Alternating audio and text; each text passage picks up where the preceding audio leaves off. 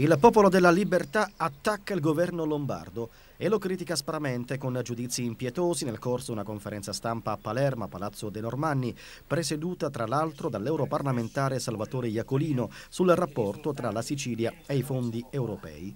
È una regione ferma, preda dell'immobilismo, dove poco e male è stato fatto, tra ritardi, inefficienze e opportunità mancate. Tabelle alla mano, il partito siciliano della leader Angelino Alfano ha speso parole pesanti in merito alla gestione lombardo, inettitudine, fallimento, disastro delle politiche e della programmazione.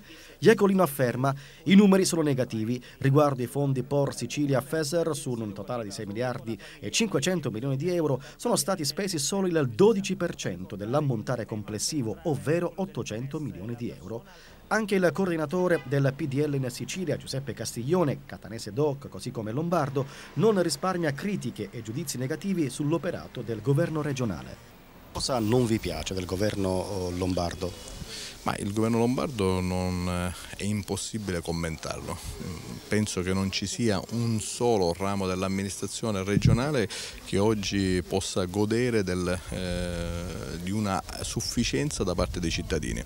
Se guardiamo i settori le attività produttive, dall'agricoltura al commercio all'artigianato, ieri abbiamo assistito all'ultimo atto della rivoluzione industriale. Si è tradotta in un ulteriore commissariamento di tutte le aree di sviluppo industriale, come noi avevamo previsto. Per la verità è un governo incapace di utilizzare le risorse comunitarie, è un governo commissariato dal governo nazionale. È un governo che ieri la Corte dei Conti ha redarguito in maniera significativa, continua a elargire benefit, benefici e privilegi e soprattutto sperperare le risorse. È un governo che oggi, a mio avviso, non riesce ad affrontare il grave deficit finanziario che la Regione soffre, che non affronta il problema della copertura del costo della spesa sanitaria. È un governo che quindi sta affondando, cioè il capitano lombardo sta affondando non solo il governo della regione, purtroppo